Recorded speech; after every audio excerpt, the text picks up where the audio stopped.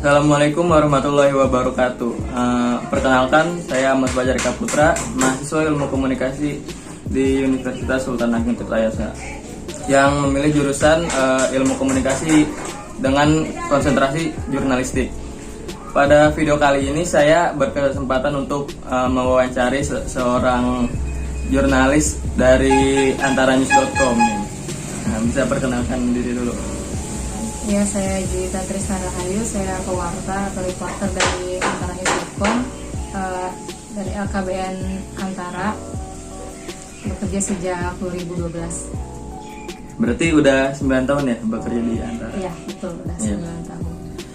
Oke, di video kali ini saya akan menanyakan seputar kejurnalistikan nih dan in-depth reporting. Sharing-sharing pengalaman Taita aja kali ya sebagai seorang jurnalis selama 9 tahun. Oke, langsung aja kali ya? Iya. Pertanyaan pertama, sudah menulis in-depth reporting tuh dari kapan? Sejak awal bekerja juga sudah mulai, cuma namanya in-depth reporting itu tidak seperti hard news yang setiap hari ditulis gitu. Itu jadi tergantung kebutuhan atau bisa tergantung permintaan kantor kapan. Jadi nggak sering, tapi nggak terlalu banyak gitu. Berarti permintaan kantornya tuh setiap berapa kali nih durasinya? Sebenarnya sih itu banyaknya keinginan sendiri ya. Jadi kayak memang karena ketertarikan akan suatu isu gitu, dimana saya juga fokusnya di situ gitu. Jadi atau ada pengalaman misalkan keluar daerah dan menemukan sesuatu yang menarik untuk ditulis secara mendalam, ya itu saya tulis. Oh, berarti unit reporting ini atas kemauan dari jurnalisnya itu sendiri, bukan dari... Iya, kalau pengalaman saya sendiri sih kebanyakan gitu. Biasanya menulis unit reporting ini di bidang apa? Karena belakangan ini saya berkecimpung di dunia transportasi, maksudnya ditugaskan di desk ekonomi khususnya di transportasi, jadi sekitar transportasi, isu-isu transportasi biasanya. Oke. Lanjut, kan saya ini masih mahasiswa gitu, mau menulis in-depth reporting juga masih pemula lah istilahnya. Nah, menurut Taita sendiri nih, bagaimana nih cara mencari inspirasi nih buat ide gitu, mau menulis gitu atau karya berita? Sebenarnya intinya itu sama dengan berita hard news, yang penting 5W1H itu terpenuhi, itu udah pasti kan ya.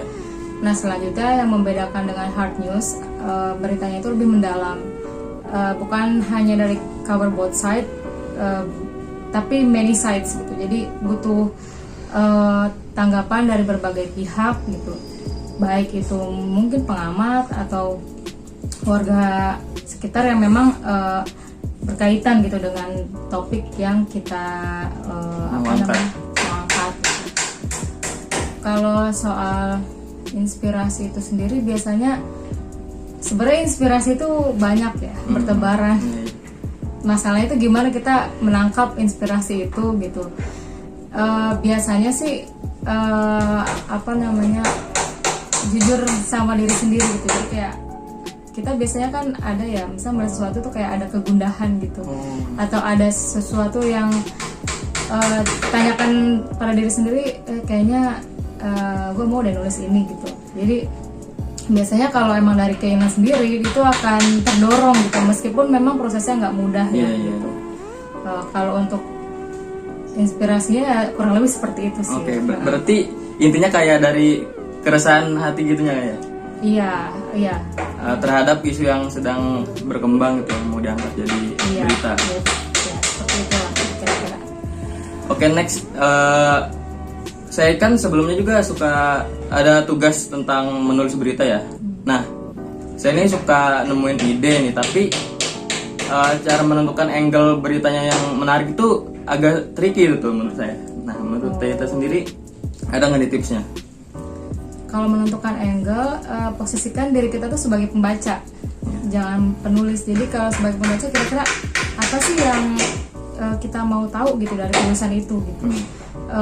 Dari situ kita bisa menulis dengan nggak terlalu tinggi juga gitu harapannya, karena biasanya harapan pembaca sih nggak begitu terlalu dalam atau gimana ya, ingin mendapatkan informasi kan sebenarnya itu. Nah, posisikan kita sebagai pembaca, kira-kira apa sih yang diinginkan pembaca, informasi apa yang menjadi keresahan mereka. Biasanya sih seperti itu gitu, memposisikan kita sebagai pembaca. Oke, berarti kayak gimana ya, kita nih nggak boleh asal nuangkan ide terus jadiin berita. Kita juga harus ngeliat sebagai ininya juga ya, apa yang sedang ramai dibicarakan oleh masyarakat seperti itu ya. Yang penting ada news value-nya itu kan. Kalau misalkan mungkin itu topiknya bagus gitu ya, tapi nggak ada news value-nya, nggak ada dampak yang bisa dikasih ke masyarakat gitu ya. Maksudnya human interest gitu ya, itu bisa gitu. Terus kalau misalnya kita nulis tapi ya dampak ke warga sekitarnya juga nggak begitu banyak, atau yang itu juga perlu dipikirkan gitu kan. Tapi kembali lagi, tulislah apa yang jujur dari hati. Biasanya itu akan keluar sendiri gitu. Berarti balik lagi dari hati sendiri ya. Oke, lanjut nih. Apa nih yang membuat in-depth news beda dari yang berita yang lain nih? Kalau dari hard news kan, kalau hard news itu berita lempang, itu berita yang memang peristiwa atau ya berita yang pendek gitu biasanya kan. Nah, kalau in-depth itu yang mendalam gitu, jadi kita mengupas suatu isu gitu, bukan hanya di permukaan tapi sampai ke ya kalau bisa sampai ke akar masalahnya gitu. Jadi ya itu bagaimana sampai kita mengungkap itu ya, banyak riset, banyak tanya dari narasumber, baik itu dari pemerintahan, stakeholders lainnya, atau Vox Populi juga bisa dari masyarakat gitu, dari pengamat gitu. Jadi kita banyak insight gitu, oh ternyata seperti ini. Jadi kita juga melihatnya juga dari berbagai perspektif gitu. Oke. Lanjut nih, judul berita apa nih yang paling berkesan selama menulis in-depth reporting? Pokoknya kayaknya nih ini paling berkesan deh buat Taira sendiri. Semua berkesan sih, karena semua itu melalui proses yang nggak mudah ya. Semua prosesnya itu menarik gitu. Cuma kalau ditanya paling sih mungkin itu pertama kali ya, penulisan in-depth reporting pertama. Waktu itu saya ditugaskan ke pertama kali DLK juga, Dinas Luar Kota, ke daerah Langkat, Sumatera Utara. Nah itu benar-benar pergi ke hutan gitu. Dan padahal waktu itu saya lagi ngeliput tentang politik, yaitu tentang konservasi hutan, orang hutan gitu, yang jauh dari hingar-bingar gitu. Jadi di situ benar-benar menyelami lah kehidupan di hutan itu kayak gimana, karena benar-benar ikut tinggal di sana, nginep di hutan yang masih banyak kalajengking, masih banyak gajah lewat ya gitu. Ya jadi bukan hanya melihat gitu, tapi juga merasakan sendiri gitu kayak gimana gitu. Berarti berkesannya tuh bukan dalam menulis beritanya saja, berarti dari experience-nya juga ya. Iya. Proses untuk mendapatkan bahan berita itu sendiri. Iya, itu proses ke lapangannya juga menarik, dan proses kreatifnya juga jadi lebih kaya gitu. Kalau misalkan kita terjun langsung ke lapangan. Kemarin kan, maksudnya kan sekarang kan ini kan agak ini nih, keluar tema dulu nih. Kan kemarin pemerintah udah mencanangkan undang-undang ITE kan. Dan bagi jurnalis sendiri itu udah ada batasan-batasan tersendiri nggak sih setelah udah ini diselenggarakan? Kalau jurnalis sendiri kan kita kerjanya dilindungi oleh undang-undang ya, undang-undang pers nomor 40 tahun 99. Terus jadi kita tuh bekerja juga ada kode etiknya gitu, ada pakem-pakemnya gitu. Jadi kita sebelum UU ITE itu lahir, kita sudah mengarah ke undang-undang itu gitu.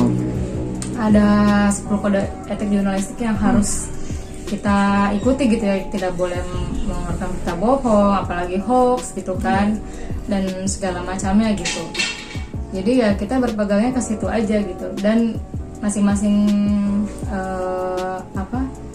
kantor juga, kantor media juga kan harus berpatokan ke situ juga gitu. Jadi karena kan di situ juga jurnalis itu independen gitu, jadi ya tidak ada yang membatasi kreativitas atau proses penulisan kita selagi memang kita tidak melanggar kode etik jurnalistik, ya udah nggak usah khawatir gitu. Berarti nggak perlu ada yang dikhawatirkan ya setelah undang-undang ITE ini disahkan? Iya, saya sih nggak merasa khawatir karena kita juga kerja juga dilindungi undang-undang gitu. Iya, dalam hal memberitakan soal pemerintah seperti itu tuh. Itu kembali lagi ke kebijakan masing-masing kantor media. Biasanya tiap kantor itu memiliki ideologi yang berbeda-beda.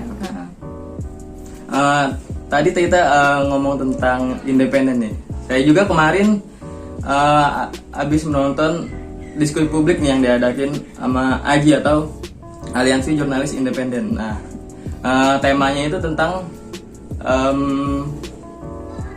etika jurnalistik dalam bermedia sosial. Nah, dalam hal ini Taita sendiri ada batasan tersendiri nggak sih saat bermain di sosial media nih, kan kita sebagai jurnalis juga nih, dan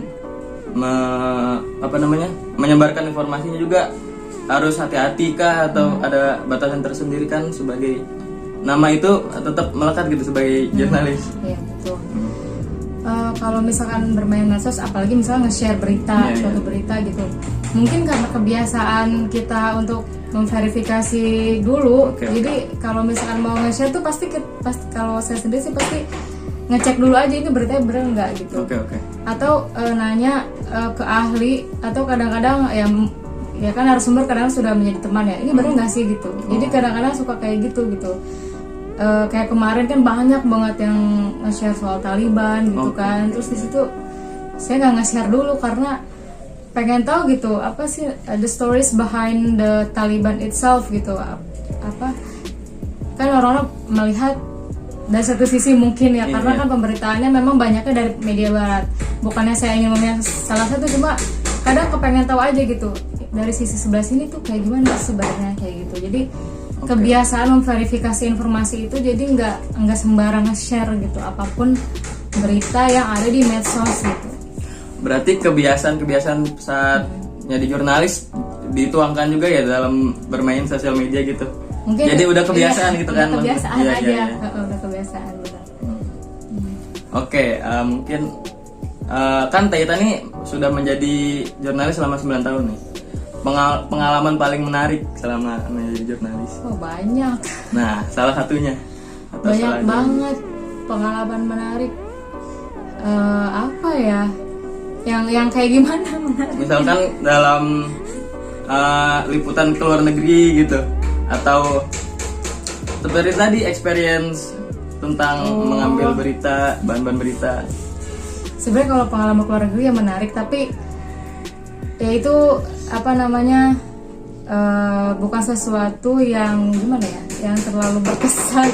Berkesan sih, cuma kalau yang lebih ke humanis tuh kayak human interest kayak gitu, justru lebih kayak nggak akan dilupakan gitu. Oh iya, pernah sih waktu itu saya tuh mau wawancara Wakapolri waktu itu untuk profil di kantor ya. Waktu itu masih dijabat sama Bapak Barudin Haiti. Nah waktu itu kebetulan saya benar-benar nggak bawa dompet, nggak bawa alat rekam, nggak bawa alat rekam, terus HP juga udah sekarat banget baterainya. Jadi benar-benar saya tuh mau istilahnya wawancara jenderal, tapi saya benar-benar kosong gitu, nggak ada alat yang bisa saya pakai gitu kan. Terus akhirnya ya saya cari cara aja gimana nih, jadi saya ke warung yang di dekat yang di Mabes Polri itu lah yang bisa buat orang makan di situ. Terus Bu ada kertas nggak gitu kan. Terus akhirnya ibu juga nggak bawa kertas, punya itu kayak kertas bekas kardus rokok itu tuh yang buat bon. Oh, oke. Jadi saya pakai kertas itu buat nulis. Pokoknya saya cuma bawa pulpen sama kertas itu doang, karena bener-bener nggak ada alat. Dompet pun kan nggak ada untuk beli baterai segala macam kayak gitu. Iya, iya. Terus ya itu saya berusaha banget nyembunyiin si cover merek rokoknya itu dari Pak Badrudin. Jadi Oke. jadi dia juga sempat curiga itu kenapa sih gitu kan. Jadi benar-benar apa ya, kalau kayak gitu tuh ketika memang nggak ada alat atau nggak ada benda untuk membantu kinerja kita punya otak kita gitu, kita Iya. bisa mendaya gunakan diri kita Seperti kayak beradaptasi gitu ya. iya, Sama harus keadaan. bisa kayak bunglon lah gitu Ah. istilahnya itu. Jadi udah dengan modal itu ya alhamdulillah saya berhasil wawancara beliau gitu. Mungkin dari narasumbernya itu sendiri, kok ini udah era modern tapi masih nulis Iya. pakai kertas gitu. Iya, untungnya nggak nanya sih. Iya sih, Untungnya ya. waktu itu bapaknya nggak nanya. Jadi emang itu kan prosedur ketat kan yang namanya di Mabes Polri. Iya. Ada penjagaan provos, dan saya juga nunggu juga lumayan lama tuh di kayak apa ya, pokoknya dari ruang tunggu yang dijagain banyak polisi lah gitu. Oke, berarti pengalaman paling menariknya itu experience itu ini ya, ikatan emosional gitu dari si ibu warung yang tadi dimintain kertas buat.